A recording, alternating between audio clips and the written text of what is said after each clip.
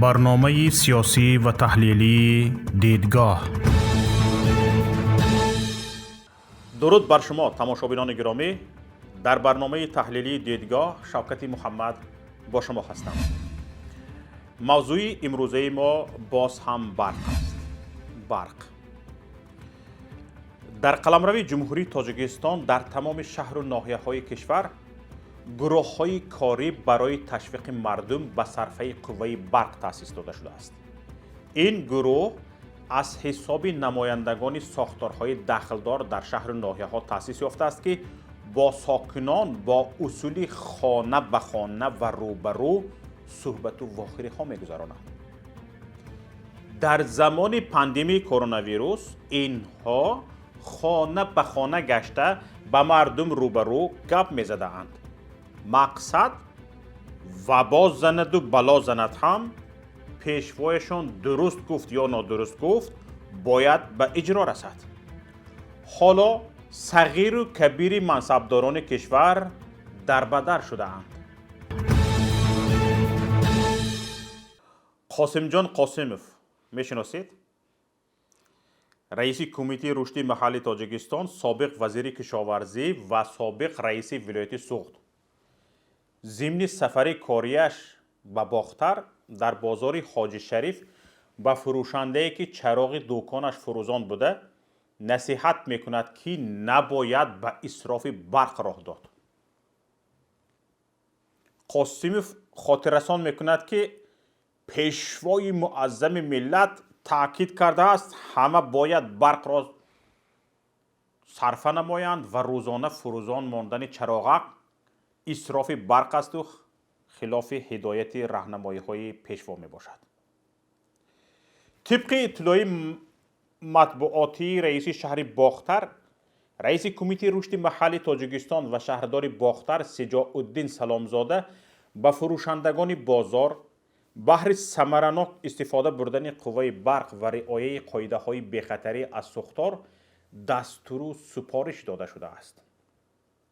همچنین طبق اطلاع منبع این دو منصبدار با نرخ‌های محصولات غذایی در این بازار شناس شده به مسئولین عاید به تنظیم درآوردن نرخ‌های محصولات نیاز اول دستور و هدایت‌های پرزیدنت را رسانیده‌اند. حالا در عصر 17 باشند اینها، در عصر 18 باشند، همین مناسبت مансабдорон با مردم این رو نشان می‌دهد که حکومت میلیون ها دلار برای شبکه‌های تلویزیونی صرف می‌کند، باور ندارد که این تلویزیون فایده می‌آورد یا نه. گفته‌هایی که در تلویزیون‌ها صدا می‌دهند با آن مردم گوش می‌دهد یا نه. میلیون ها دلار صرف می‌کند، رادیو شنوانی دارد، گازیتا دارد، سایت‌های اینترنتی دارد. به همه این خشکی آمده است که اینها خودشان پیاده میشوند، میروند بازار به بازار میگردند، همون گپ‌هایی که در تلویزیون میگویند و میشنوند یا پیشوایشان گفته میشنود اینها با رفته در بدر از پیش به مردم میگویند. تلویزیون دارید، رادیو دارید، سایت‌های اینترنتی دارید، گازیتا دارید، مجله دارید، هفته‌وار دارید.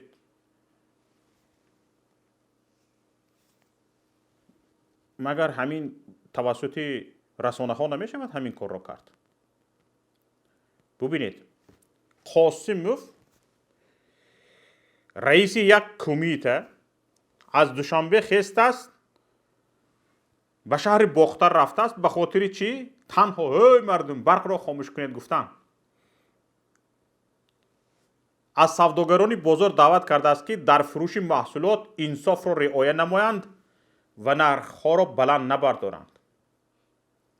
چیز دیگری از دوشنبه خسته باختر رفتگیش گفته است نرخ را ارزان کنید. البته این صرفه‌کاری مансабдорон لایق دستگیری و تحسین می بود اگر خودی آنها کمترین کوشش در صرفه کردن یعنی اکنام کردن از خودشان یگان خیل رغبت نشان میدادند. قاسم جان قاسمов رئیس سابق ولایت سوخت تنها در شهر خوجند 4 قصر دارد. ما معلومات ها را داریم. 4 قصر و شمار چراغک‌های این قصرها که در عمرشان لیمیت را ندیده اند و شبانه روز فروزان هستند شاید از تمام چراغک‌های بازار حاجی شریفی باختر بیشتر باشد. تمام این قصرهای رئیس سابق ولایت سوخت با استفاده از برق گرم کرده می شود.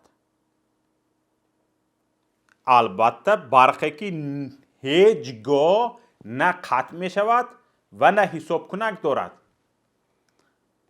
شاید مصرف برق 4 قصر قاسموف از مصرف برق در تمام بازار حاجی شریف بیشتر باشد. و قاسموف به فروشنده نصیحت میکند که یک چراغک بنابر فراموشی فروزان مانده او اسراف است و خلاف دستوری پیشوایش.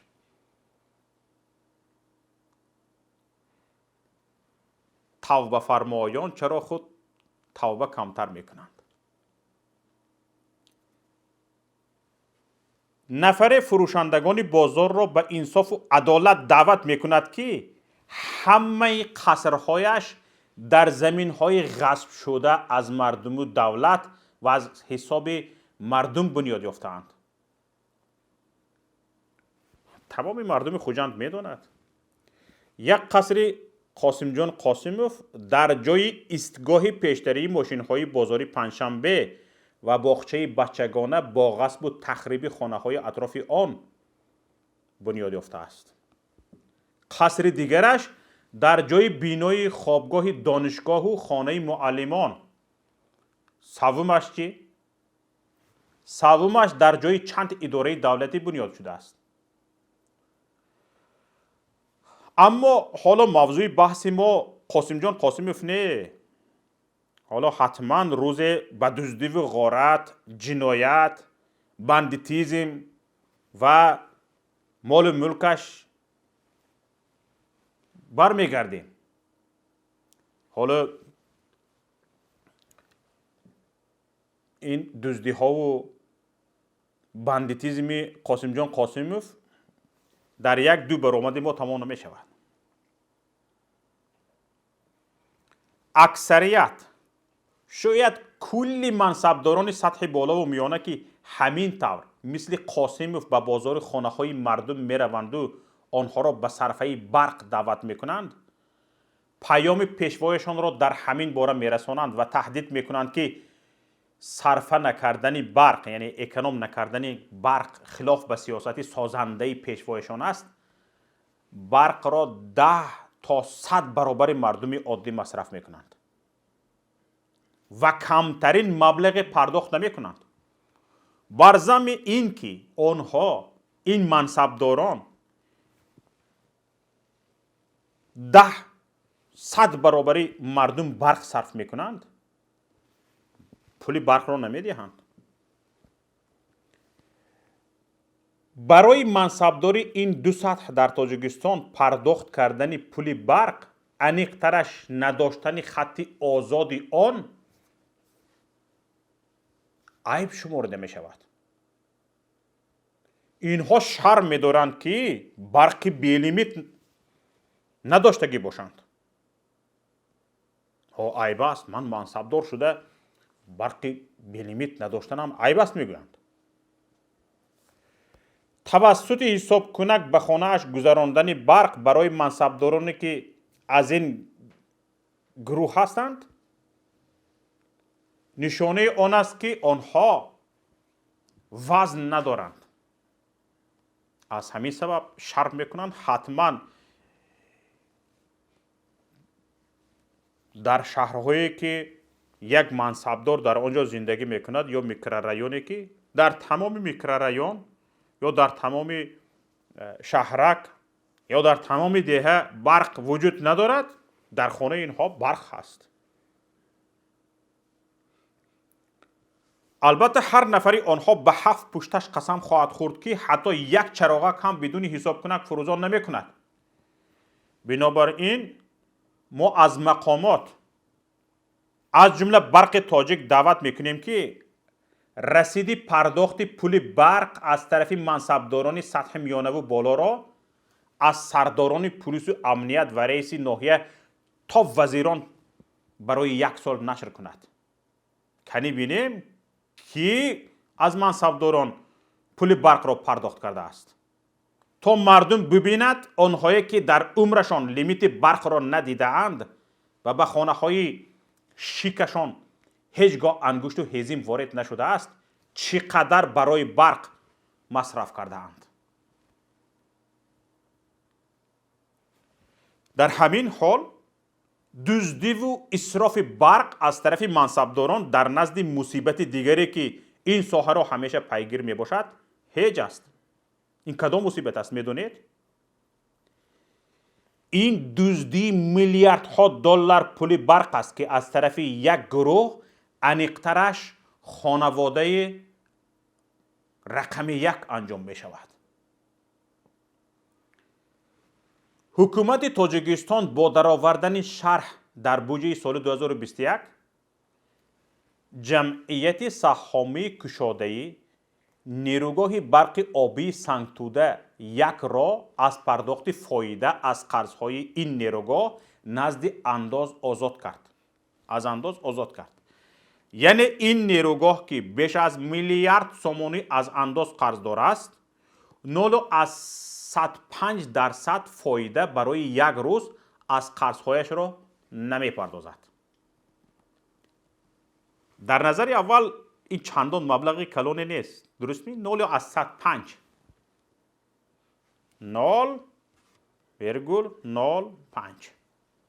و در باره‌اش شاید حرف زدن هم به نظر منطقی نمی نماید. اما 0.105% از 1 میلیارد به 500,000 سومانی برابر است برای 1 روز. برای 1 روز. یعنی در عموم نیروگاه سنگتوده 1 از پرداختی 182,500,000 آزاد می شود. باید گفت وقت شرکت یا کارخانه از انداز آزاد می شود باری آن به دوش مردم می فراید. یعنی همین 182.5 میلیون قرض سنگتوده را باید ما و شما ملت عزیز پرداخت کنیم. این اولین و آخرین بلند همتی حکومت تاجیکستان به این نیروگاه نیست. حکومت بارها میلیون ها دلار قرض این نیروگاه از انداز را بخشیده است. حالا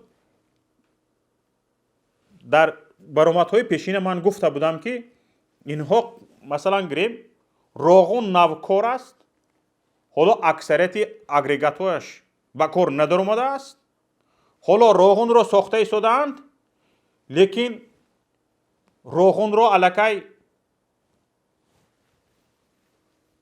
چقدر قرضدار کردند؟ میلیون ها دلار قرضدار کردند.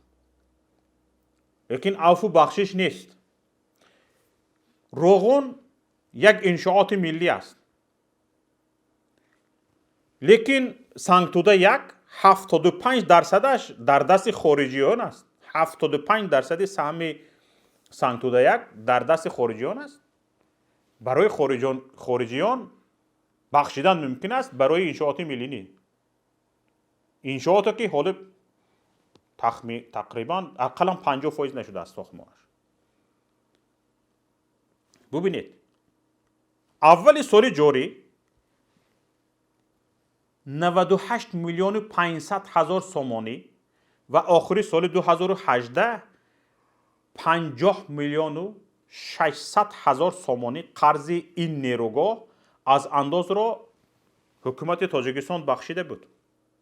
این هم در حال است که نیروگاه برق آبی سنگتوده 1 10 سال آخر یکی از بزرگترین قرضداران نزد انداز شمرده می شود و قرضش از انداز از مرز 1 میلیارد عبور کرده است. 1 میلیارد. حالا ما میپرسیم که چرا این نیروگاه که 75% سهمیه هایش به روسیه تعلق دارد، یعنی مال این کشور است که در تاجیکستان فعالیت میکند و به روسیه درآمد میآورد، همیشه از پرداخت انداز به این مبلغ‌های بزرگ آزاد میگردد؟ مثال عادی تماشابینان گرامی، اصلا فشار روسیه یا خوشامد مقامات تاجیکستان به این کشور نیست چنانه که بعضی ها فکر کردند. اینجا نیروگاه سنگتوده یک به مراتب جبر دیده تر از انداز بودجه، یعنی ما و شما است. همین ما چه خیلی از همین حکومت جبر دیده ایستادیم، همین سنگتوده یک هم جبر دیده است. سبب اصلی همیشه از انداز قرضدار بودن این شرکت آن است که برق تاجیک، شرکت برق تاجیک، مونوپولیست خریدار و فروشنده برق، پول برق را که از این نیروگاه میگیرد و میفروشد پرداخت نمی کند. چون در تاجیکستان هیچ کس بجز برق تاجیک حق خریدن برق از نیروگاه ها را ندارد. حق فروختنش را نیست. این نیروگاه مجبور است که در این حال تمام برق استحصال کردهش را به این شرکت مونوپولیست فروشد، انیقترش نسیه دهد. نسیه می دهد، هر ماه اینها پول را از مردم جمع میکنند اما بر نمیگردانند برق گرفته. تنها در سال جاری برق تاجیک 275 میلیون سومانی پول برق استحصال کرده این نیروگاه را پرداخت نکرده است. 275 میلیون سومانی. حجم پرداخت پول برق به این نیروگاه از طرف برق تاجیک همگی 44% را تشکیل می کند. 56% باقی مانده کجا می رود؟ هیچ کس یگان مراتبه معلومات نداده است. همین هم حکومت داری شد. مگر در تاجیکستان 56% مبلغ استعمال قوه برق پرداخت نمی شود؟ 56% مردم، 56% استفاده برندگان قوه برق پول برق را پرداخت نمی کنند؟ ای مردم، این گفتن گپ هست که از 100 نفر 56 نفر مردم در تاجیکستان پول برق را پرداخت نمی کنند. همین طور است.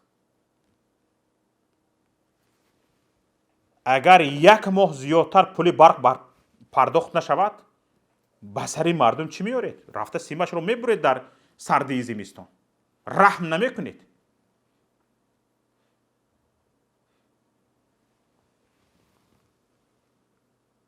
در عموم ببینید، قرض برق تاجیک از نیروگاه سنگتوده یک به 1 میلیارد و 640 میلیون سومانی برابر شده است که با سرعت می افزاید. کم نمی شود، زیاد شده می رفته میگیرد قرض. چون برق تاجیک شرکت دولتی است و دولت پاسخگوی عملهایی است که از جمله پاسخگوی قرضهایش است و مجبور می شود هر سال قسمتی از قرضهای سنگتوده یک از اندازه را آل همتانه از حساب مردم، از کیسه مردم ببخشد. اکنون دقت دهید تماشابینان گرامی، وقت شرکت مونوپولیست برق تاجیک پول برق یک نیروگاه خارجی را نمی پردازد، مگر پول برق استحصال کرده نیروگاه های وطنی نارک، راغون، قیرقم و غیره را پرداخت می کند. این هم در حال است که سنگتوده یک همگی 12% برق در کشور را استحصال می کند. همگی 12%. 80% برق کشور از جانب نیروگاه برق آبی نارک تولید می شود که قریب 7 برابر سنگتوده است. سنگتوده یک. اکنون در گمان است که برق تاجیک کمترین مبلغ برای برق استحصال می شده به نیروگاه های وطنی پرداخت کند.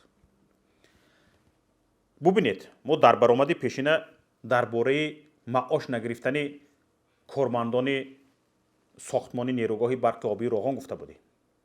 8 ماه معاش نگرفتن کارمندان نیروگاه برق آبی راغون گواه این است که مبلغ برق استحصال کرده این نیروگاه و نیروگاه نارک راست به حساب‌های آفشاری عائله رئیس جمهور می رود.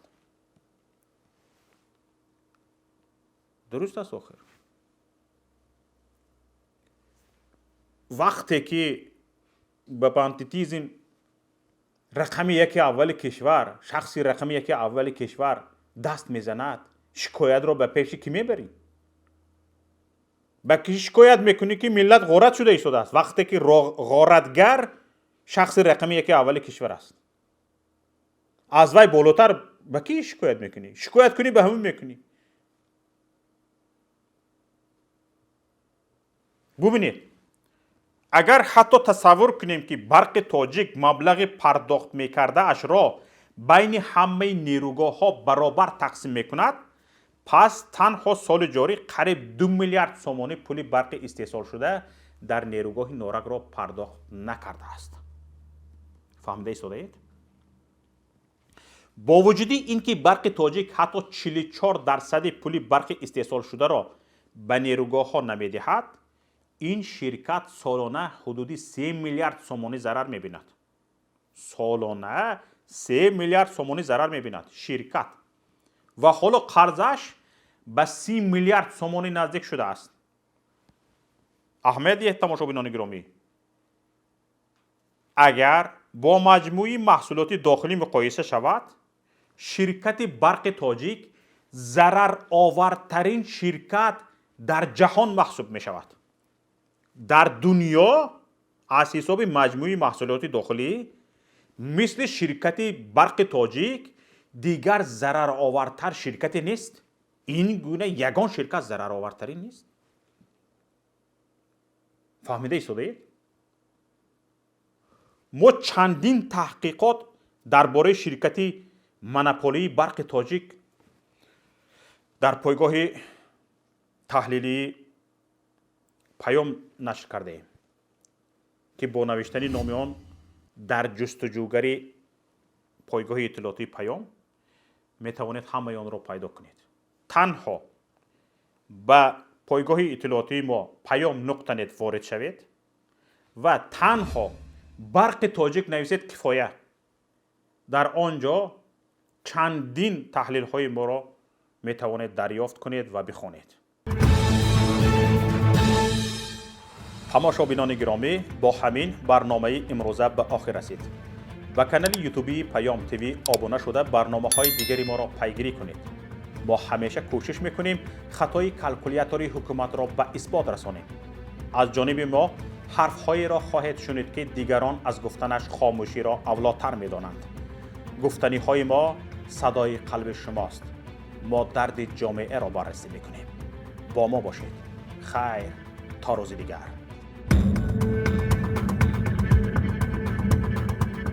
برنامه سیاسی و تحلیلی دیدگاه.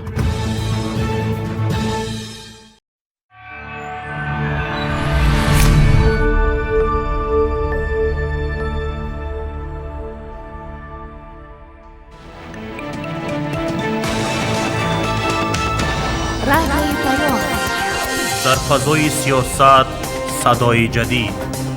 رادیوی پیام. علم، فرهنگ، نوید. رادیوی پیام. مشورت، بحث، گفت و شنید. در تمام دنیا روی رسانه اینترنتی رادیو پیام نقطه نت.